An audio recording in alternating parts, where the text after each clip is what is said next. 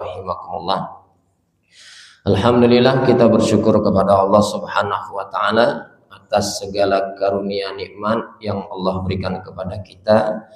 Salawat beriring salam semoga selalu tercurahkan kepada suri tauladan kita, junjungan kita Nabi besar Muhammad sallallahu alaihi wasallam.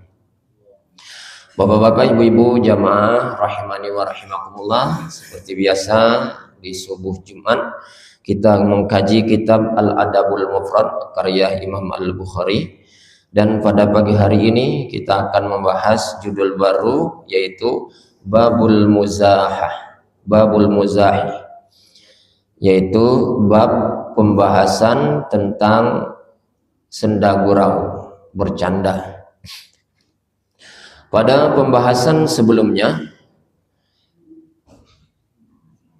kita membahas tentang babul ulfah, yaitu bab tentang kedekatan hati. Maka pembahasan kita hari ini masih ada hubungan erat dengan pembahasan kita sebelumnya. Imam Al-Bukhari selaku penulis kitab ini seakan-akan ingin mengajarkan kepada kita bagaimana cara membangun hubungan, membangun keharmonisan hubungan sesama kita.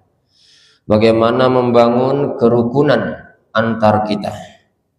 Kalau di bab sebelumnya lebih membahas tentang hati, yaitu al-ulfah, kedekatan hati, ketulusan hati. Tapi pada pembahasan kita kali ini lebih dominannya tentang komunikasi, keramahan dalam berinteraksi.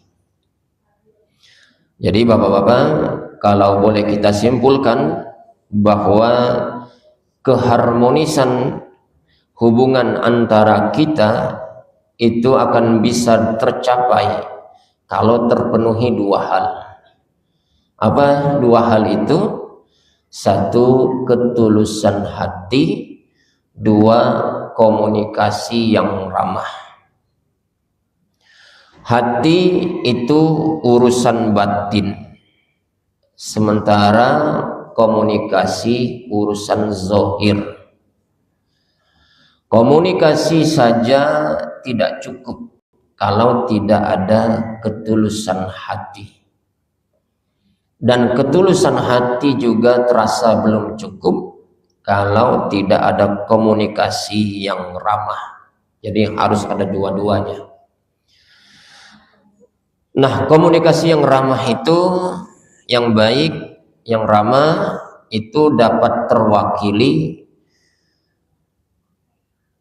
dengan adanya senda gurau antara kita satu dengan yang lain, yang oleh sang penulis dikasih judul Al-Muzah. Berarti sampai di sini bapak-bapak dapat kita simpulkan ternyata bercanda, bersenda gurau dalam Islam hukumnya mubah, dibolehkan. Ada pepatah mengatakan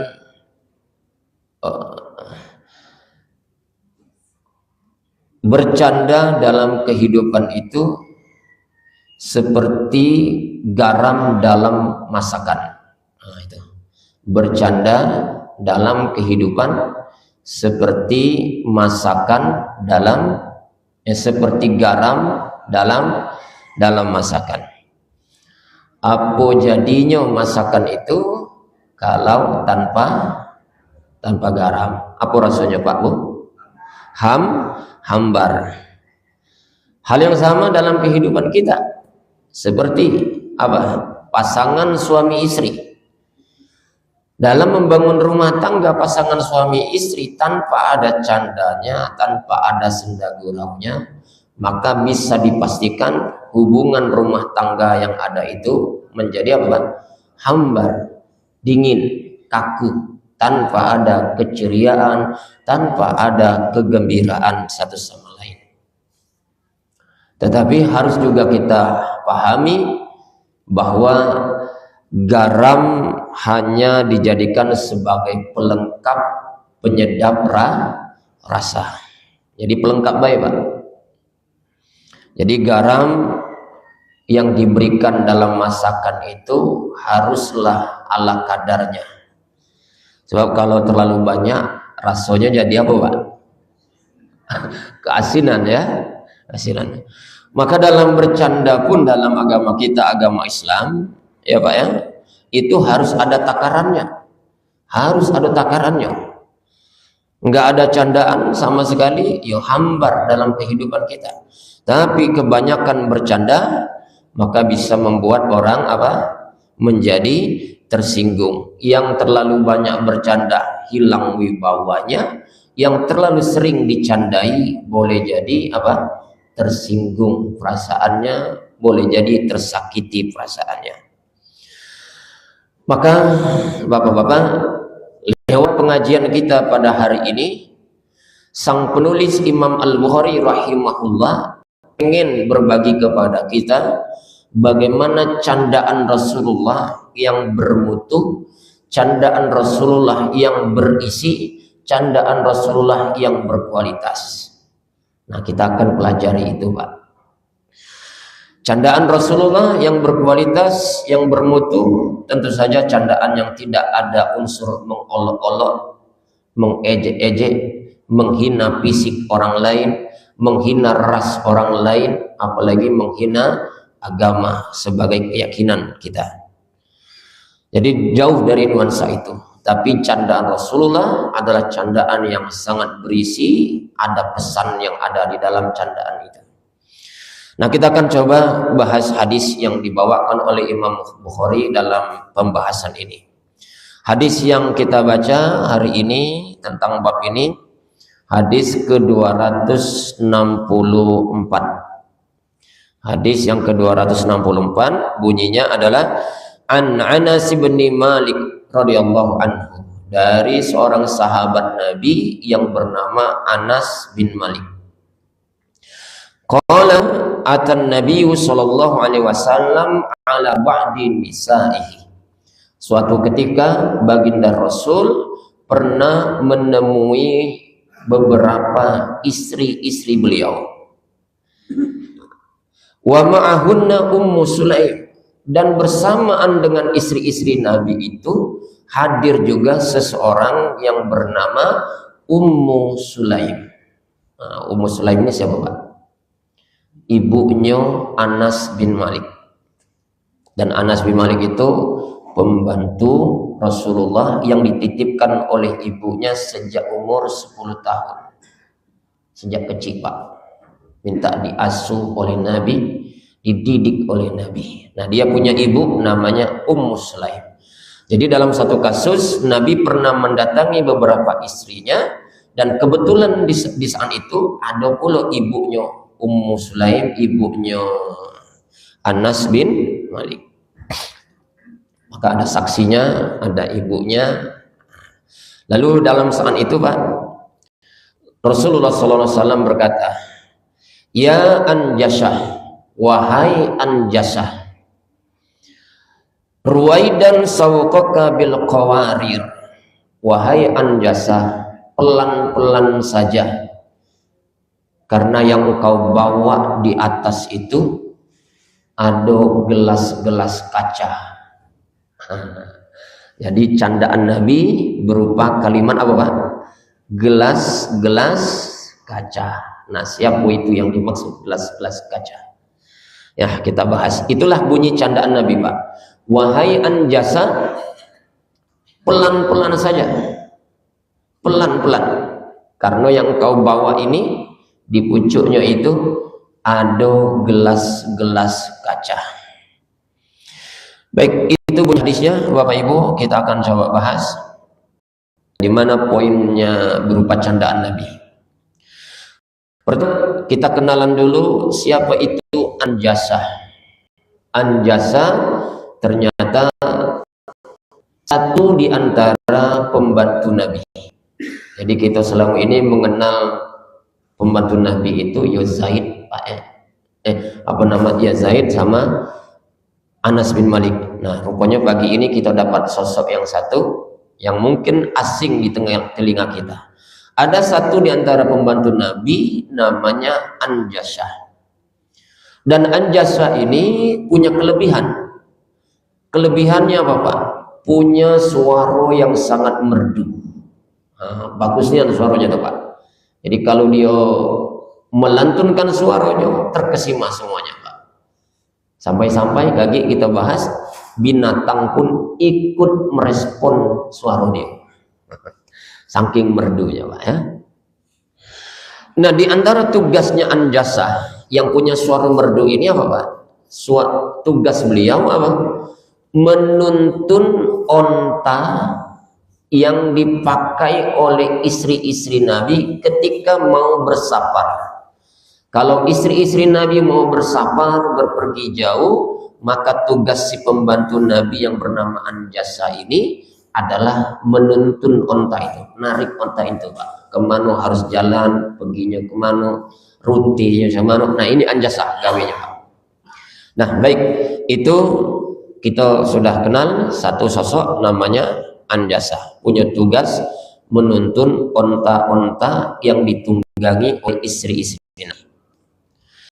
Baik, di tengah jalan Bapak Ibu bercanda. Apa canda Nabi? Ya Anjasah, ruwaidan sawaka bil qawarir. Wahai Anjasah, pelan-pelan saja. Pelan-pelan saja. Ngapa?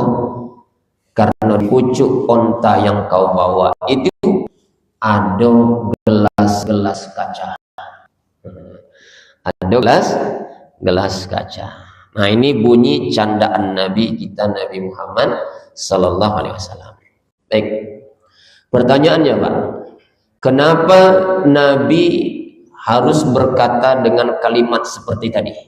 Wahai Anjasah, pelan-pelan saja, karena di atas onta itu ada gelas-gelas kaca. Kenapa Nabi harus berkata begitu Pak? Baik, karena Nabi melihat onta yang dituntun siapa? Anjasah tadi, rupanya bergerak makin lincah, bergerak makin ngebut. Lah kalau onta bergerak makin lincah, maka apa yang terjadi yang di pucuk tunggangan Pak? Ikut bergoyang-goyang.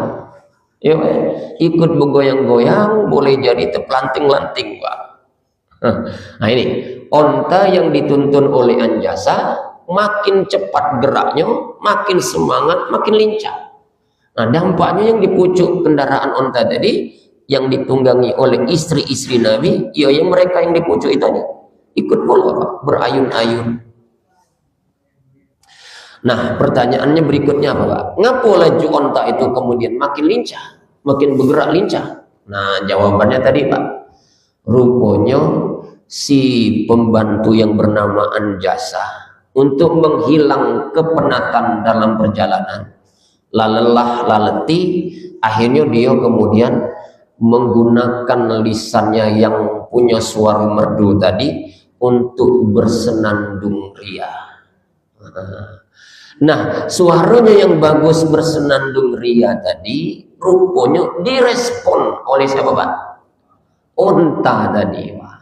Onta rupanya terhibur, makin lincah geraknya dan timbul semangatnya. Nah itu Pak. Jadi kita tuh kadang-kadang Pak ya, kita manusia ini kadang-kadang ada bahasa-bahasa yang bisa merespon apa? Binatang.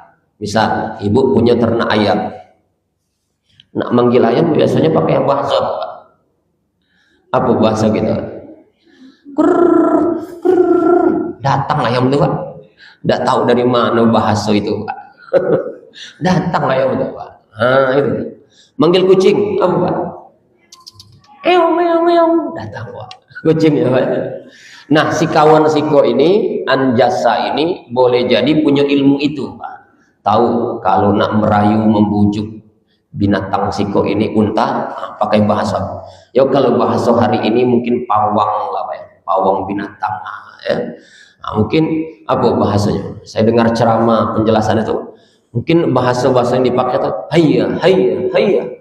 Kayak suara yang merdu, unta tadi makin lincah bergeraknya. Nah, kejadian ini ditengok oleh Nabi. Wah, uji Nabi. Ini kalau dibiar ke cak manu istriku pucuk nih, pucuk unta nih. Maka keluarlah bahasa Nabi tadi, wahai anjasa. Wahai anjasa, pelan-pelan saja. Nah, keluar candaan Nabi. Apa candaan Nabi? Kau tahu tak, di pucuk unta tadi, di pucuk unta yang kau bawa ini ada apa?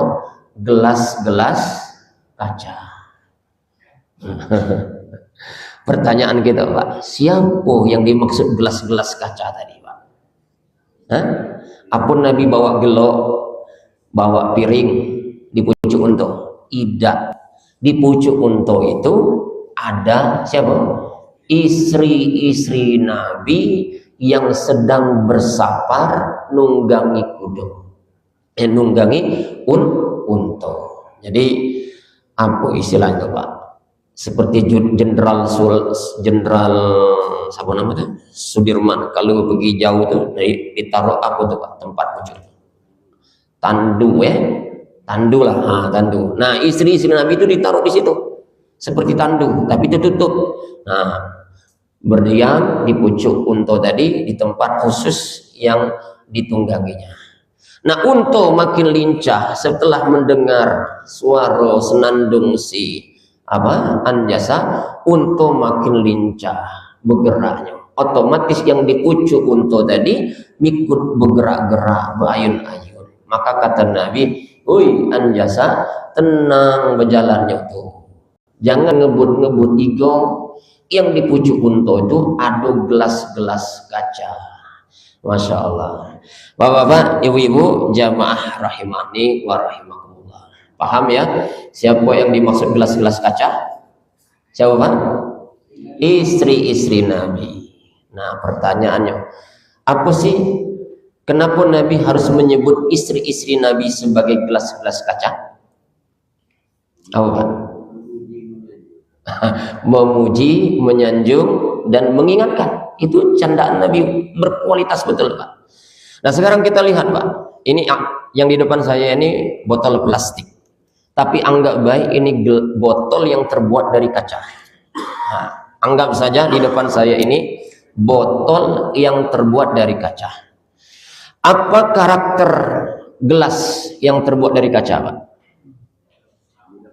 Bening, ya Pak ya, mulus, halus kulitnya, permukaannya halus, bening, enak dipandang. Nah, ini baru gelas, Pak. Makasih. Nah, ini gelas. Tapi yang transparan, Pak, yang bening sebelah. Ya, bening, halus permukaannya, enak dipandang. Tapi di sisi lain dia punya kerentanan dan kerawanan. Apa, Pak? Mudah tergores. Kalau sudah tergores, dikit baik tergores, bebakat seumur hidup, Pak. Kalau sudah gores, ini gelas, tergores dengan apa umpamanya, Pak? Benda tajam, bebakat seumur hidup, Pak. Tidak pacak dilepas. Nah, itu baru tergores. Andaikan tumpah, jatuh, gelas yang kaca tadi apa, Pak? Minimal retak. Lebih dari itu boleh jadi apa, Pak? Pecah. Dan kalau sudah pecah, waduh, susah untuk ditambal kembali, susah untuk disatukan kembali. Nah, kau tahu tak anjasa yang di pucuk unta ini itulah. Nah, kurang lebih itu maknanya, Pak. Jadi candaan yang penuh dengan makna, Pak. Candaan yang padat dengan pesan. Jadi maksudnya apa? Yang di atas ini wanita, beda dengan kamu lanang. Nah, itu pesannya, Pak. Yang di pucuk ini perempuan, rentan, seperti gelas yang terbuat dari kaca. Orangnya berparas cantik, kulitnya halus dan mulus, yang begitu indah untuk dipandang. Andaikan dia tergores, hilang kecantikannya. Nah, itu maksudnya. Dan lebih parah lagi, kalau yang di pucuk ini bukan sekedar tergores, gara-gara gerak cepat, terjatuh. Apa yang terjadi? Yang ibarat gelas, pecah. Nah, itu maksudnya, Pak, candaan Nabi. Nah, orang yang jatuh perempuan ini beda dengan kita lanang. Kalau kita lanang Pak, kadang-kadang nantang berikutnya, besok-besok ngebut lagi ya, aku lebih kuat lagi besok. Nah, tapi kalau perempuan yang jatuh, trauma Pak, dan traumanya ibarat gelas yang pecah, membekas, dan boleh jadi ke depan tak galak lagi ikut naik kudo, tak galak lagi ikut naik unta Pak. Nah, perlakukanlah dia seperti gelas yang terbuat dari kaca. Itu pesan Nabi Pak, candaan yang sangat berkualitas dan bermutu. Subhanallah. Bapak-bapak, ibu-ibu, jamaah rahimakumullah. Terus dalam candaan tadi siapa yang dicandai Nabi Pak? Dalam candaan tadi siapa yang dicandai? Apakah Anjasah? Apakah istri Nabi? Siapa yang dicandai? Dua-duanya dicandai Nabi. Anjasah dicandai Nabi berupa teguran, pelan-pelan baik. Istri Nabi dicandai apa? Dengan sanjungan, engkau bagaikan gelas yang terbuat dari kaca. Penampilanmu mempesona bagi siapapun yang melihat, mulus, bersih, halus, bening seperti kaca. Nah, itu sanjungan Nabi Pak. Jadi candaan Nabi beralamat kepada keduanya. Terus respon dari orang yang dicandai siapa mana? Marah? Kecil hati? Tidak. Anjasah dicandai tidak kemudian down mentalnya karena ditegur Nabi, justru makin terhibur. Yang istri Nabi dicandain dengan kata-kata seperti gelas-gelas kaca, juga tidak kemudian marah terpojok, tidak, malah mendapatkan sanjungan seperti gelas yang begitu bening, yang begitu mulus, halus permukaannya. Jadi istri-istri Nabi pun dicandai, dan candaan itu kemudian sekaligus mengingatkan kepada istri Nabi, engkau wanita yang rentan pecah, rentan tergores, maka kalau lagi naik unta, berpegang kuat-kuat. Itu maksudnya Pak. Luar biasa Pak ya. Itu candaan yang disampaikan oleh Nabi kita Nabi Muhammad sallallahu alaihi wasallam. Nah, terus apa pelajaran buat kita Pak? Apa pelajarannya? Satu, yang pasti dari kisah ini, dari hadis Nabi, pelajaran ini yang bisa kita dapatkan apa? Diperbolehkan bercanda dalam kehidupan kita. Baik bercanda sama teman, bercanda dengan istri, pasangan hidup kita, istri dengan suami, bercanda dengan anak, boleh dalam agama kita, agama Islam. Dengan bercanda, maka insya Allah akan timbul kegembiraan, akan timbul keceriaan, akan timbul keakraban satu sama lain. Yang tadinya kaku, lewat candaan bisa-bisa kemudian cair. Yang tadinya berjarak, lewat candaan insya Allah akan mendekat, akrab, dan bersahabat, makin harmonis lagi. Tapi bapak-bapak, ibu-ibu, selagi tentu saja candaan yang tidak ada unsur dusta, candaan yang tidak memojokkan orang lain, candaan yang tidak menghina fisik orang lain, candaan yang tidak menghina atau melecehkan agama kita. Nah, itu tidak boleh. Jadi kalau tidak ada unsur itu, maka candaan itu dibolehkan dalam agama Islam. Ya termasuk Pak, jangan Pak, agama dijadikan bahan candaan. Tidak boleh Pak. Misalnya Pak, jangan takut mati. Jangan takut mati. Karena setiap uang mati itu bahagia. Buktinya yang lah mati terkubur dak kati yang galak balik lagi, bertahan situlah. Nah, itu berarti bahagia dalam kubur. Nah, itu candaan yang tidak benar Pak. Dia tidak baca hadis apa Pak. Di hadis itu di dalam kubur wong yang meninggal ada yang merintih-rintih, minta balik lagi ke dunia. Balik zaman, ya Allah, andaikan ku pacak balik lagi walaupun sebentar, aku pengen beribadah. Walaupun cuma bisa sholat 2 rakaat.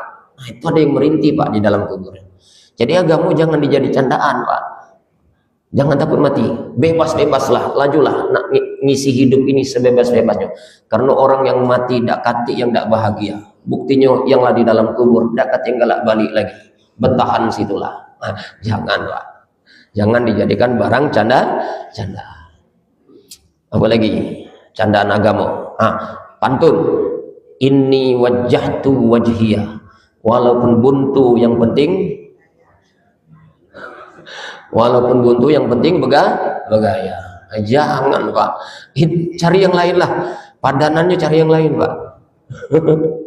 Ini wajah itu kan bacaan yang kita baca terus Pak di dalam sholat. Ini wajah tu wajhi, aku hadapkan wajahku di hadapanmu ya Allah. Lalu kemudian dijawab, walaupun buntu yang penting bergaya. Ada pas lah Pak, candaan yang macam itu.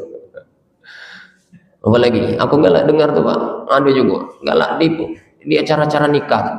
Wong banyak dipertontonkan dengan candaan yang macam itu. Cari yang lain Pak. Apalagi inna a'tayna kal kausar. Dak lemak makan di rumah, lebih baik makan di pasar. Cari yang lain. Jangan agama dijadikan olo-oloan, jangan dijadikan canda-candaan. Baik Bapak-bapak, Ibu-ibu, jamaah rahimakumullah. Pelajaran kedua yang terakhir, apa pelajaran yang kedua Pak? Perintah bagi kita untuk berlaku lemah lembut, arif dan bijak terhadap kaum wanita. Umum terhadap kaum wanita umum Pak. Entah itu wanita yang dimaksud istri kita, entah wanita itu teman kerja kita, entah itu wanita anak keturunan kita, entah itu wanita ke atas ibu kita, mertua kita. Harus berlaku lemah lembut, arif dan bijak. Kenapa? Karena wanita diibaratkan oleh Nabi punya karakter seperti gelas. Gelas punya kerentanan dan kerawanan. Tersenggol dikit tergores, tersenggol dikit pecah, tersenggol dikit retak. Kita disuruh oleh Nabi, makna dari hadis tadi, berlaku lemah lembutlah kepada mereka. Jangan disakiti, jangan disakiti. Jangan berlaku kasar kepada mereka. Berlaku lemah lembut. Bapak Ibu jamaah rahimani wa rahimakumullah. Wanita di dalam hadis yang lain disebutkan oleh Nabi itu apa? Tercipta dari apa Pak? Wanita tercipta dari apa? Dari tulang rusuk.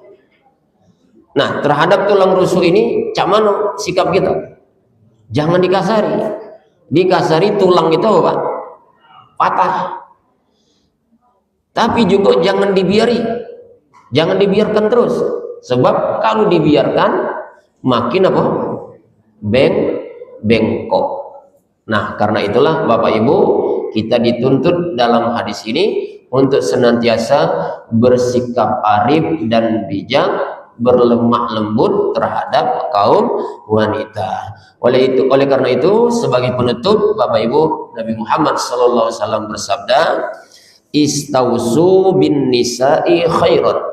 Kata Nabi, berwasiatlah kamu selalu kepada wanita dengan lemah lembut. Bahasa lainnya, berlaku baiklah kamu dengan wanita dengan cara yang baik, dengan cara yang lemah lembut.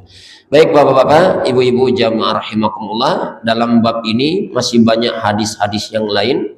Kita batasi saja pagi hari ini cukup dengan satu hadis saja tadi, yang mudah-mudahan apa yang sudah kita sampaikan ada dampak manfaatnya buat kita. Amin ya rabbal alamin. Demikian Bapak Ibu, mari kita tutup kajian kita dengan membaca doa kafaratul majlis.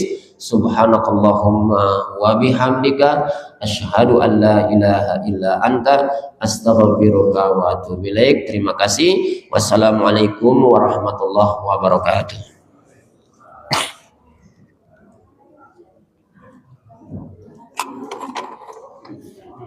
Bismillahirrahmanirrahim.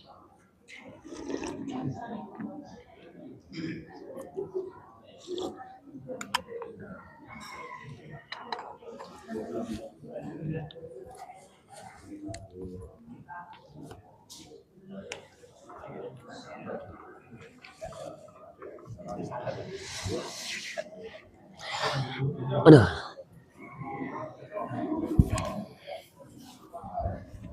Nah, malam kaki belum pacak juga, Pak. Apa deh kapan biasa? Samping rumah Pak. Sekarang Pak RT yang punya hajat. Oh, Pak. Anaknya nikah. Malam tadi membutuhkan panitia. Malam ini ngumpul-ngumpul kan. Malam kemarin tuh uang ninggal, Pak. Tetangga ninggal hari Jumat. Hujan dulu.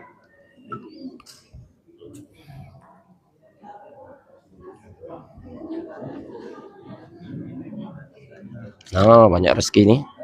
Oke.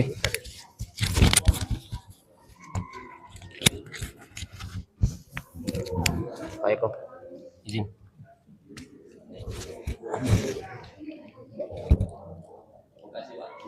Pak Wan.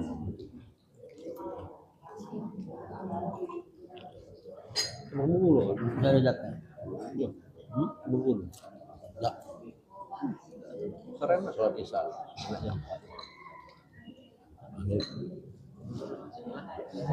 Satu jam.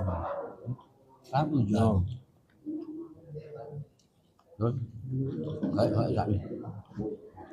Kita tidak dengar hadis ini. Gara-gara ada tamu, dia menunda sholat isya-nya. Dan itu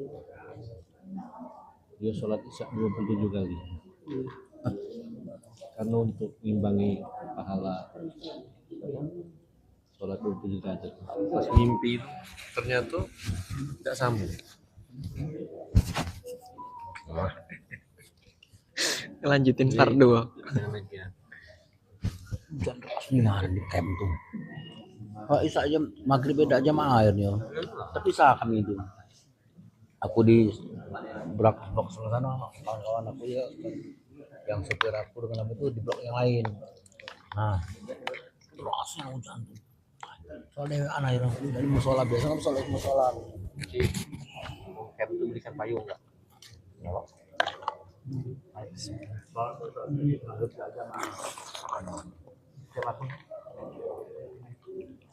Ya baca kong yo, kita baca juga. Payung gue derasnya yang salah. Kalau hujan termasuk. Kalau seandainya aku berangkat ke sana, segala baju. Kalau pakai payung. Tanahnya berat ya. Payung angin.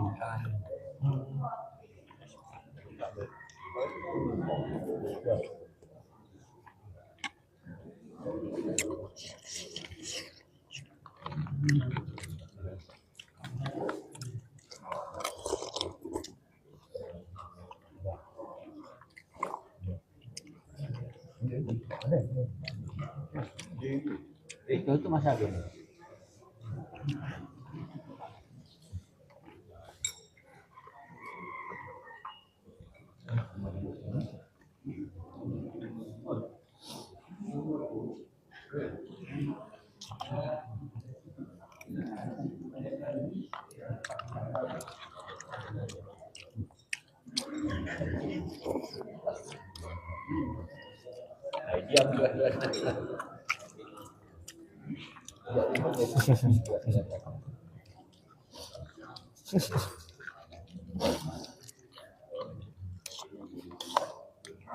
Part 2 Ustaz.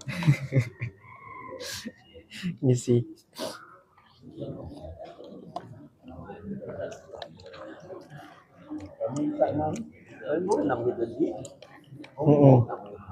Limbong.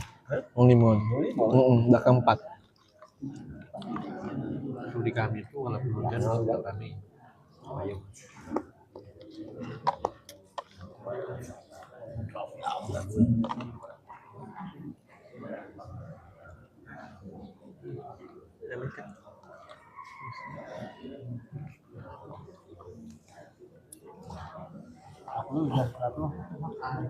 Bentar ya.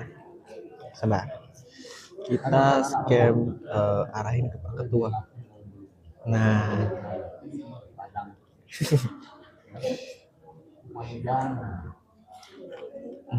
Kita gantiin beliau aja deh. Udah pengurus di sini. Nah, makan sana udah lagi makan di rumah. Ya makan tuh golek-golek. Yuk. Wah, minggu. Duduk dulu satu. Jam 1 jam 2 bangun jam 6 keluar mandi langsung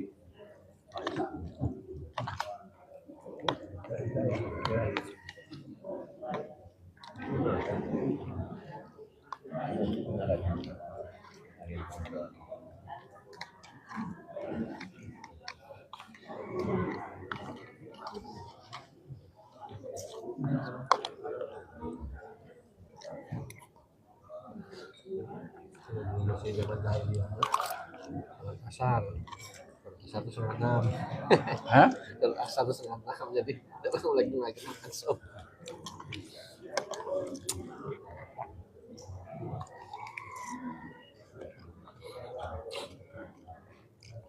Setelah makonya pas besoknya tapi kan itu kan datangnya 2 kali.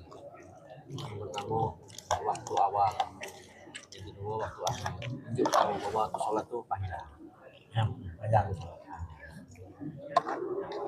Seandainya tertentu dengan uzur, maka ada fleksibel. Tidak susah. Aku lah berapa kali nak nyebrang air. So, wong yang kecapean mencari nafkah yang halal. Saya tidak tahu nyari untuk siapa. Aku dengan berangkat. Aku lah berapa kali berangkat ke sana nak lari ke sana nak sholat. Kayak bahasa kalau begini. Sudah dicatat ya, Hah? Sudah dicatat. Yang berapa kali nyut. Nah, itu dicatat. Macam 4 kali. Bahasa Alam. Kalau udah kata terobos, benar-benar bodoh. Jadi kita masuk angin. Sholat.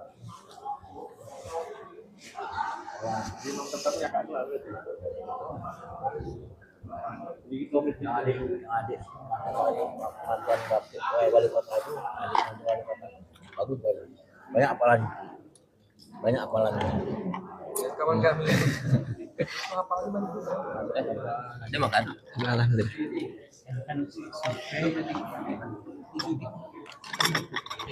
Aku juga. Dapat.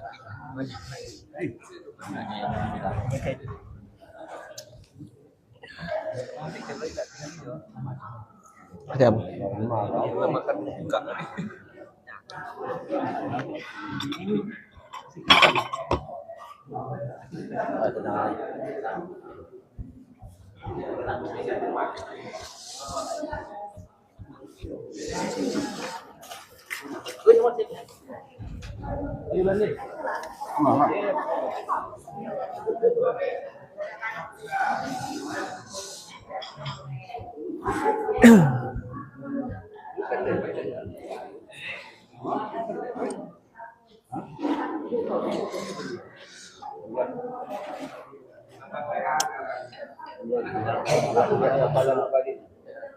Ini pakai filter ini.